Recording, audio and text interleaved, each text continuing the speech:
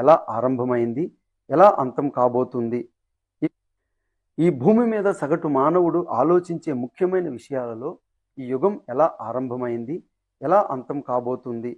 ఈ ప్రపంచంలో అనేక మంది మేధావులు, ఆస్తికులు మరియు నాస్తికులు యుగాంతం గురించి అనేక విషయాలు చెప్పారు. యుగాంతం గురించి కొన్ని సినిమాలు కూడా వచ్చాయి. 2K మిలీనియంలోకి ప్రవేశించక ముందే యుగాంతం వస్తుంది, 2012లో కూడా యుగాంతం జరుగుతుంది అని ప్రచారం జరిగింది. మరి యుగాంతం ఏమీ జరగలేదు. మనం ఇంకా భూమి మీదనే ఉన్నాం. మరోపక్క దేశం మీద దేశం, రాజ్యం మీద రాజ్యం యుద్ధాలు చేయడానికి అత్యంత శక్తివంతమైన అణు ఆయుధాలతో సిద్ధమవుతూ ఉన్నాయి. అంతేకాకుండా రష్యా ఉక్రెయిన్ యుద్ధం, ఇజ్రాయెల్ మరియు ఇరాన్ గాజాల యుద్ధాలు 3వ ప్రపంచ యుద్ధానికి దారితీస్తున్నాయని ప్రతిరోజు వార్తలలో మనం చూస్తూ ఉన్నాం. అయితే పరిశుద్ధ బైబిల్ గ్రంథంలో నుంచి చిట్ట చివరి అధ్యాయమైన ప్రకటన గ్రంథం క్రీస్తు 2వ రాకడను గురించి మరియు యుగాంతమును గురించి తెలియజేస్తుంది. అయితే ఆ గ్రంథం అందరికీ అర్థం కాదు. దేవుని కృప, ఆయన ప్రత్యక్షత ఉన్నవారికి మాత్రమే అర్థమవుతుంది. బైబిల్నే ప్రామాణిక గ్రంథంగా నమ్మి ప్రకటిస్తున్న బోధకులు అనేకులు రకరకాల బోధలను సృష్టించి ప్రకటిస్తున్నారు. వీరి బోధలు అనేకం సత్య విరోధం, లేఖనమునకు విరోధముగా ఉన్నాయి. వీరు ప్రకటించే విషయాలలో కొన్ని సంగతులు ఇలా ఉన్నాయి. క్రీస్తు రాకడ ఎప్పుడు అంటే ఆయన ఎప్పుడైనా రావచ్చు, మీరు రెడీగా ఉండండి. సంఘం శ్రమలకు చూడకుండా ఎత్తబడుతుంది అని కొందరు, లేదు శ్రమల కాలం అయిన తరువాత ఎత్తబడుతుంది అని మరికొందరు, ఇంకో వర్గం వారు శ్రమల కాలం మధ్యలోనే సంఘం ఎత్తబడుతుంది అని వ్యాఖ్యానిస్తున్నారు. ఈ విధంగా బోధకులు భిన్న విభిన్న బోధలు చేస్తూ దేవుని సంఘాన్ని విజయవంతంగా కన్ఫ్యూజన్లోనికి నెట్టేశారు. ఇటువంటి గందరగోళ పరిస్థితుల్లో దేవుణ్ణి ప్రేమించే భక్తుడు, బైబిల్ పరిశోధకుడు, సాధారణమైన లోక జ్ఞాని అడుగుతున్న ప్రశ్నలు ఏంటి అంటే, 3వ ప్రపంచ యుద్ధం వస్తుందా? ఈ యుగం ఎప్పుడు అంతమవుతుంది? యేసుక్రీస్తు 2వ రాకడ ఎప్పుడు? మనుషులు చనిపోయిన తర్వాత ఏమవుతున్నారు? ఎక్కడికి వెళ్తున్నారు? దేవుని సంఘం ఎత్తబడేది శ్రమలకు ముందా, తరువాత, లేదా శ్రమల మధ్యలో ఎత్తబడతారా? భూమి మీద క్రీస్తు 1000 ఏండ్ల పరిపాలన ఎప్పుడు? నీతిమంతుల మరియు అనీతిమంతుల పునరుత్థానం అంటే ఏంటి? ఇత్యాది ప్రశ్నలకు తరతరాల మానవజాతి అన్వేషణకు ఎట్టకేలకు చిట్ట చివరి అధికారిక సమాధానం అద్భుత గ్రంథమైన యుగాంతం. ఇప్పుడు లేవనెత్తిన ప్రశ్నలకు ఇంకా అనేక సంగతులకు జవాబు ఈ గ్రంథం. దేవుడు అనుకున్న రీతిగా నీవు సిద్ధపడి క్రీస్తు 2వ రాకడలో ఎత్తబడి పరలోకానికి వెళ్ళాలని ఆశిస్తున్నావా? సకల కన్ఫ్యూజన్ నుండి సర్వసత్యములోనికి రావాలని అనుకుంటున్నావా? అయితే యుగాంతం అనే ఈ అద్భుతమైన అమోఘమైన గ్రంథాన్ని చదవండి, చదివించండి, చదివి వినిపించండి.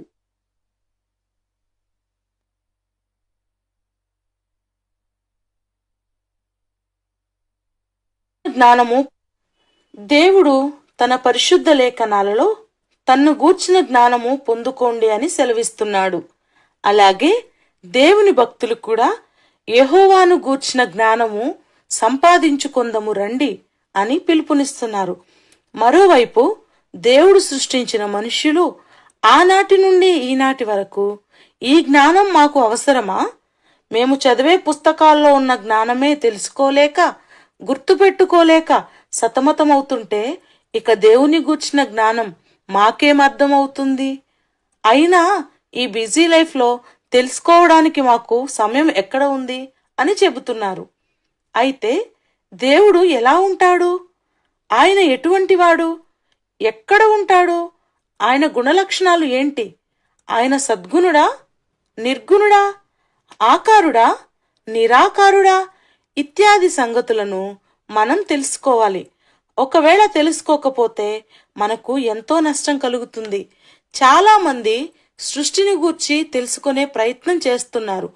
సృష్టిలో ఉన్న వాటిని బట్టి ఆనందిస్తున్నారు. అయితే సృష్టిని గూర్చి అధ్యయనం చేసి తెలుసుకుంటే కలిగే ప్రయోజనం పరిమితము, తాత్కాలికము. కానీ సృష్టికర్తను తెలుసుకుంటే మన బ్రతుకులకు ఒక అర్థం ఏర్పడుతుంది, మన ఉనికికి సార్థకత కలుగుతుంది. పైగా బైబిల్లోని దేవుడు తన్ను గూర్చి, తన గుణలక్షణాలను గూర్చి, తను ఎలాంటి వాడో నీవు తెలుసుకోవాలని కోరుకుంటున్నాడు. ఒకవేళ ఆ పరిశుద్ధాత్మ దేవుని గూర్చిన జ్ఞానం నీవు పొందుకుంటే ఆయన సంతోషిస్తాడు. అంతేకాదు, అది నీకు నిత్య ప్రయోజనం కలుగజేస్తుంది. ఇకపోతే బైబిల్ని నమ్మేవారు దేవుడు ఒక్కడని, కాదు ఆయన త్రిత్వంగా ఉన్నాడని, లేదు ఆయన త్రియేక దేవుడని అభిప్రాయం కలిగి ఉన్నారు. ఇక మన హైందవ మిత్రులు దేవుడు త్రిమూర్తులు అని చెబుతున్నారు. దేవుడు త్రిత్వం అయితే ఆ పదం బైబిల్లో ఎక్కడా లేదా? ఇత్యాది ప్రశ్నలకు సమాధానాలను ఇంకా అనేక సంగతులను లేఖన కాంతిలో పరిశుద్ధాత్మ దేవుని సహాయంతో ఈ తరం ప్రవక్త అపోస్తలుడు అద్దంకి రంజిత్ ఓఫిర్ గారు పరిశుద్ధ దేవుని గూర్చిన జ్ఞానం అనే గ్రంథంలో తెలియజెప్పారు. అన్ని శాస్త్రాల విజ్ఞానం కంటే పరిశుద్ధ దేవుని గూర్చిన జ్ఞానం అత్యంత ప్రాముఖ్యమైనది.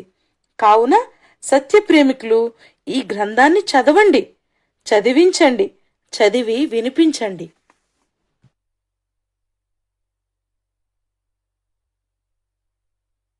పిల్లలమైన మనం దేవుని పిల్లలమైన మనం దైవలేఖనాలను చదవడం ప్రారంభిస్తే ఆదికాండము 1వ అధ్యాయంలో దేవుడు చేసిన సృష్టిని, దాని క్రమమును గురించి తెలుసుకుంటాము.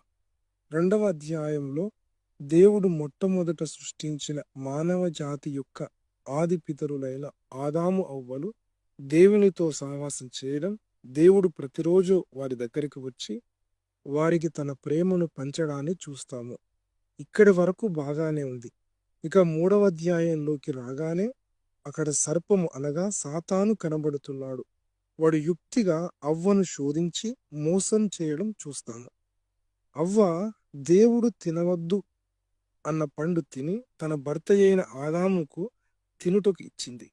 ఆ విధంగా వారిద్దరూ దేవుని ఆజ్ఞను అతిక్రమించి పాపము చేశారు. అప్పటి వరకు లేని పాపము వారిలో ప్రవేశించింది. వెంటనే వారు దేవునితో సహవాసాన్ని కోల్పోయారు. దాని పర్యవసానంగా దేవుడు మరణం అనే శిక్షను మానవ జాతికి శాసనంగా చేస్తాడు. ఈ సంగతులను చదువుతున్నప్పుడు, వింటున్నప్పుడు, బైబిల్ని మరింత పరిశోధనగా చదువుతున్నప్పుడు విశ్వాసులకు సాధారణంగా వచ్చే అనుమానాలు, ప్రశ్నలు. ఈ విశ్వములో మరియు ప్రపంచములో పాపం అనేది ఎలా ఉద్భవించింది? పాపం ఆది పితరులైన ఆదాము అవ్వలలోకి ఎలా ప్రవేశించింది? దేవుడు ఏదైనా తోటను ఎంతో సుందరంగా భూమి మీద పరదేశుగా చేసి ఆదాము అవ్వలను అక్కడ నివసించడానికి పెట్టినాడు. ఇక్కడి వరకు బాగుంది. కానీ దేవుడు ఆ సర్పాన్ని, సాతాను తోటలోనికి ఎందుకు రానిచ్చాడు? ఆయన సర్వశక్తిమంతుడైతే ఆ సర్పము రాకుండా ఆపవచ్చు కదా. అసలు సాతాను ఎవడు? వాడు ఎక్కడి నుండి వచ్చాడు? సాతాను వలన మానవ జాతికి ఇంత నష్టం కలుగుతుంటే వాడిని నాశనం చేయకుండా దేవుడు ఏం చేస్తున్నాడు? సర్ప సంతానము, స్త్రీ సంతానము అనగా ఏమిటి? దేవుడు మానవ జాతికి ఎలా విముక్తి కలుగజేస్తాడు? ఈ ప్రశ్నలు వింటుంటే మీకేమనిపిస్తుంది? సేమ్ ఇలాంటి ప్రశ్నలే నా మదిలో ఉద్భవించావి, కానీ నాకు సరైన జవాబులు దొరకలేదు అని అనుకుంటే, ప్రియమిత్రమా, అయితే నీ కొరకే, నీలాంటి సత్యాన్వేషకుల కొరకే ఎప్పుడు ఎవరు ఎక్కడ చెప్పలేని సంగతులను దేవుని విశ్వ ప్రణాళిక అనే గ్రంథములో దేవుడు తన దాసుడైన అపోస్తలుడు, ప్రవక్త అద్దంకి రంజిత్ ఓఫిర్ గారి ద్వారా వ్రాయించాడు. దయచేసి ఈ గ్రంథమును చదవండి, చదివించండి, చదివి వినిపించండి.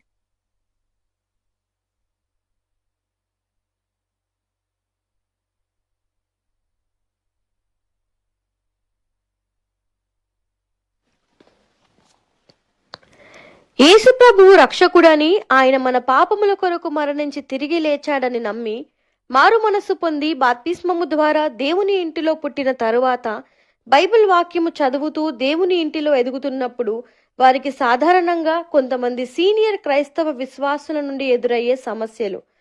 మా మందిరానికి రండి, మా మందిరం వాళ్ళ మందిరం కంటే బాగుంటుంది, మా మందిరం చాలా పాతకాలం నాటిది, మీరు ఏ బాప్తిస్మం తీసుకున్నారు, చిలకరింప, ముంచుడా, ఇవన్నీ సంగతులు వింటున్న నూతన విశ్వాసులు ఒక్కోసారి ఎటూ తోచిన స్థితిలో ఉండిపోతున్నారు. మేము అయిన వారిని లోకాన్ని ఎదిరించి రక్షణ పొందితే దేవుని మందిరంలో ఈ గందరగోళం ఏమిటి అని అనుకుంటున్నారు. ఈ నూతన విశ్వాసులలోనే కాదు, ఇంకా అనేక మంది యథార్థ క్రైస్తవుల మనసులలో పుట్టుకొస్తున్న ప్రశ్నలు ఈ విధంగా ఉన్నాయి. క్రైస్తవ విశ్వాసులందరూ ఒకే బైబిల్ని చదువుతున్నప్పుడు క్రైస్తవ సమాజంలో ఈ డినామినేషన్లు ఎందుకున్నాయి? ఒక్క దేవుడిని నమ్మి ఆరాధిస్తున్నప్పుడు దేవుని సంఘంలో ఇన్ని రకాల బోధలు, సిద్ధాంతాలు ఎందుకున్నాయి? అసలు సిద్ధాంతం అంటే ఏమిటి? దేవుని ఆరాధన చేసే రోజు ఆదివారం కాదు, శనివారం విశ్రాంతి దినంగా ఆచరించాలి అని మరో వర్గం అంటున్న మాటల్లో సత్యమెంత? ఆదిమ కాలంలో ఒకే సంఘంగా ఉన్న క్రీస్తు సంఘం శాఖలుగా విభజింపబడుటకు కారణాలేమిటి? దేవుని సంఘ విశ్వాసులు విశ్వాసంలోనూ సిద్ధాంతంలోనూ ఏకత్వం పొంది ఐక్యంగా ఉండాలని బైబిల్ చెబుతున్నది కదా. అది ఎప్పుడు ఎలా జరుగుతుంది? ఏలియా ప్రవక్త కాలంలో యెహోవా దేవుడా, బయలుదేవుడా అనే రెండు తలంపుల మధ్య ఆనాటి ప్రజలు తడబడ్డారు. ఆ తడబాటుకు కారణం యెజెబెలు అనేక దుష్టరాణి అని తెలుస్తుంది. ఆ దుష్టరాణిని దేవుడు హతము చేశాడు. ఏలియా ప్రవక్త ద్వారా యెహోవానే దేవుడు అని దేవుడు నిరూపించుకున్నాడు. కానీ ఈ నూతన నిబంధనలో లెక్కలేనన్ని భిన్న విభిన్న బోధలున్నాయి. వాటికి కూడా యెజెబెలు దురాత్మ కారణమని దేవుడు ప్రకటన 2వ అధ్యాయంలో తెలియజేస్తున్నారు. ఈనాటి సార్వత్రిక సంఘంలో తడబాటుకు కారణమైన యెజెబెలు దురాత్మ సంఘంలో నుండి ఎప్పుడు ఎలా బయటికి వెళ్తుంది? దేవుని సంఘం ఎప్పుడు దేవుడు అనుకున్న రూపంలోకి వస్తుంది? లేఖన వ్యతిరేక బోధలనే మూలకాలుగా వాడుకొని యెజెబెలు రాణి నిర్మించుకున్న గందరగోళ రాజ్య పునాదుల క్రింద పరిశుద్ధాత్మ దేవుడు పెట్టిన పరలోకపు మందుపాతర ఈ గ్రంథం సింహనాదం. ప్రార్థనాపూర్వకంగా చదవండి, చదివించండి, చదివి వినిపించండి.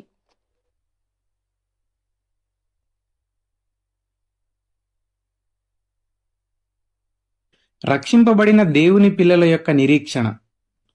మరణించిన తరువాత పరదేశుకు వెళ్తాము, ఆ తరువాత పరలోకానికి వెళ్తాము.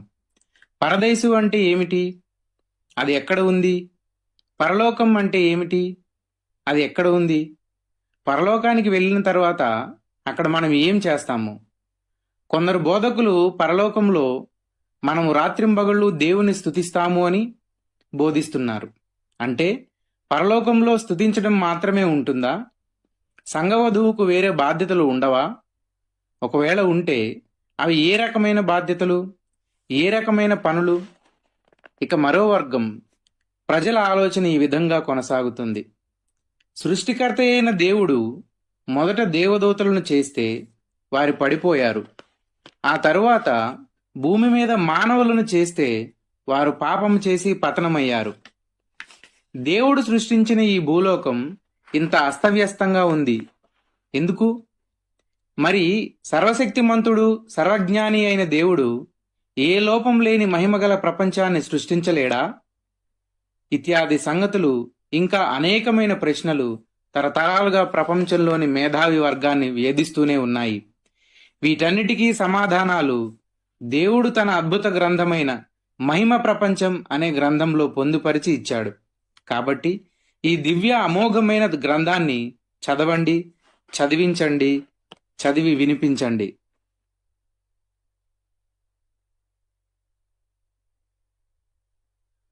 పరిశుద్ధ లేఖనాలు విశ్వాసిని దీపం అని, క్రైస్తవ సంఘాన్ని దీపస్తంభం అని అభివర్ణిస్తోంది. ఈ భౌతిక ప్రపంచానికి సూర్యుడు ఎలాంటివాడో ఆధ్యాత్మిక ప్రపంచానికి యేసుక్రీస్తు అలాంటివాడు. క్రీస్తు లేకుండా ఆధ్యాత్మిక జగత్తుకు వెలుగు లేదు. అందుకే ఉపమాన రీతిగా యేసుక్రీస్తును లేఖనాలు నీతి సూర్యుడు అని సెలవిస్తున్నాయి.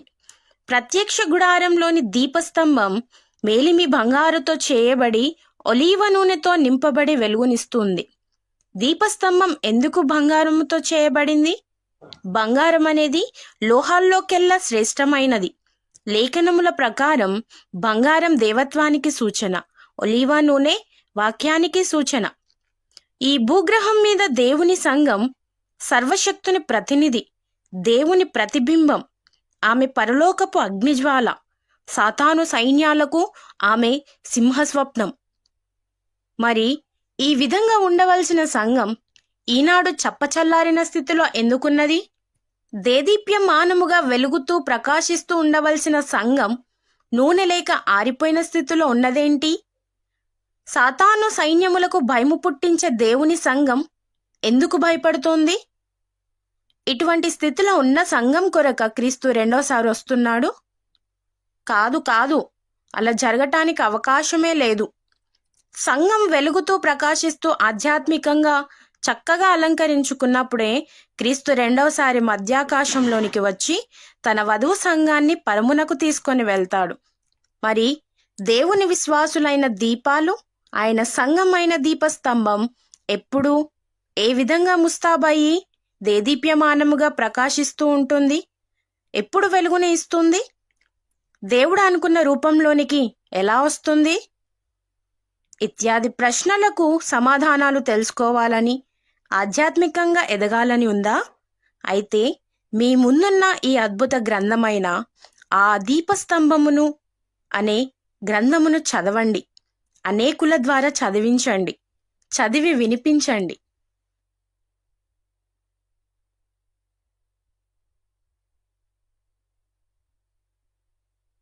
విశ్వ చరిత్ర.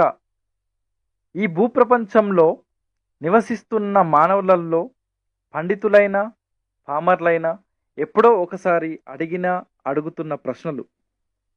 అసలు ఈ విశ్వం ఎలా ఉద్భవించింది? దానికి అదే ఉందా? లేదా బిగ్ బ్యాంగ్ జరగడం వలన ఈ విశ్వం పుట్టిందా? ఈ ప్రపంచాన్ని దేవుడు పరిపాలిస్తే ఇంత అస్తవ్యస్తంగా ఎందుకు ఉంది? ఈ లోకాన్ని దేవుడు పరిపాలిస్తున్నాడా?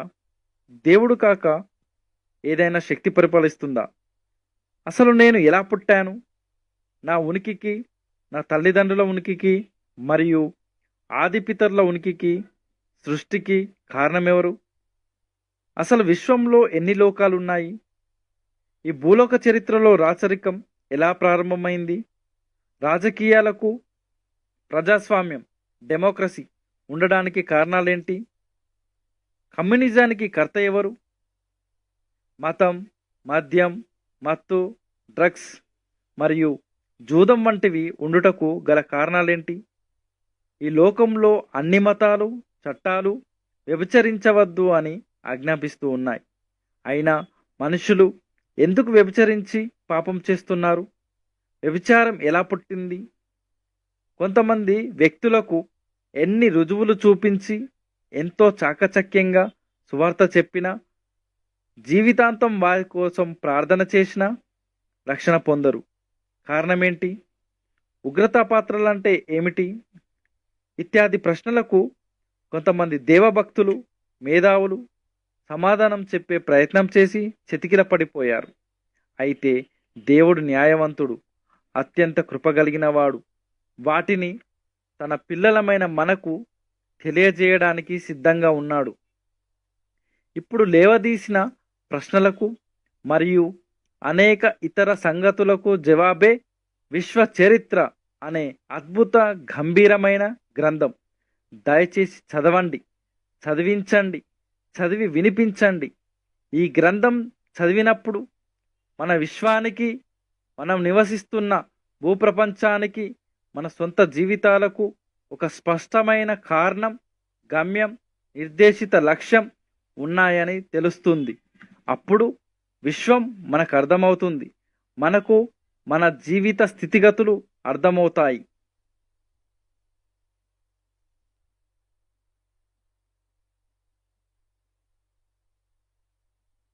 ప్రమాణవాక్యము, బైబిల్ వ్యాఖ్యాన పద్ధతులు. ఈ ప్రమాణవాక్యమును కట్టుము, ఈ బోధను ముద్రించి శిష్యులకప్పగింపుము అని దేవుడు యెషయా గ్రంథము 8వ అధ్యాయము 16వ వచనంలో ప్రవక్త అయిన యెషయాకు ఆజ్ఞాపిస్తున్నాడు.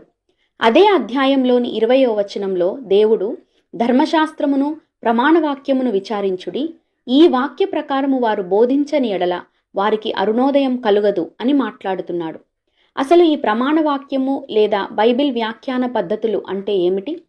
వాక్యమును బోధించే ప్రతి సేవకునికి బైబిల్ను వ్యాఖ్యానించవలసిన పద్ధతుల విషయంలో స్పష్టమైన అవగాహన ఉండకపోతే దేవుని సంఘం దేవుడు ఆశించిన విధంగా ఫలించదు. భిన్న విభిన్న బోధలకు తావు లేకుండా దేవుడే బైబిల్ను వ్యాఖ్యానించడానికి పద్ధతులను, నియమాలను, సూత్రాలను నియమించాడు. దీనినే ప్రమాణవాక్యము లేదా బైబిల్ వ్యాఖ్యాన పద్ధతులు అంటారు. ఈ ప్రమాణవాక్య ప్రకారం నడవకపోయినా, బోధించకపోయినా అరుణోదయం కలుగదు అని సాక్షాత్తు దేవుడే సెలవిస్తున్నాడు. అరుణోదయం అంటే నీతి సూర్యుని దర్శనం. మలాకీ 4:2 ప్రకారం యేసుక్రీస్తు ప్రభువుకు ఉన్న అనేక బిరుదులలో ఒకటి నీతి సూర్యుడు. నీతి సూర్యుని దర్శనం కలగకపోవడం అంటే రెండవ రాకడలో ఎత్తబడకపోవడమే. దేవుడు నియమించిన ప్రమాణవాక్యం లేదా బైబిల్ వ్యాఖ్యాన పద్ధతుల ప్రకారం బోధించకపోయినా, నడవకపోయినా దేవుని ప్రజలు రెండవ రాకడలో ఎత్తబడరు అని అర్థం.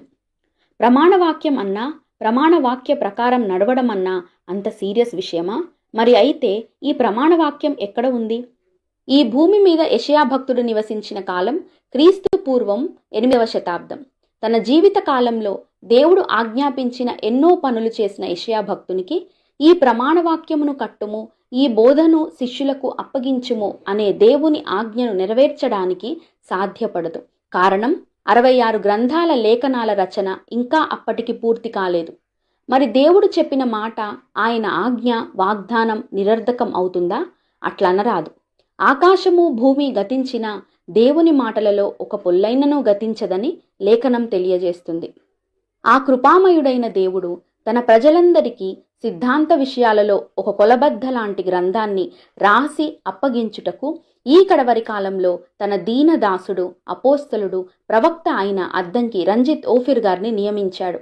దేవుడు తన కృపను, యెషయా ప్రవక్త మీద ఉంచిన పరిశుద్ధాత్మాభిషేకమును ఈ భక్తునికి అనుగ్రహించి తానే వ్రాయించిన గ్రంథం ప్రమాణవాక్యము, బైబిల్ వ్యాఖ్యాన పద్ధతులు. ఈ ప్రమాణవాక్య నిధిని మీ సొంతం చేసుకోవడానికి ఈ గ్రంథాన్ని చదవండి, చదివించండి, చదివి వినిపించండి.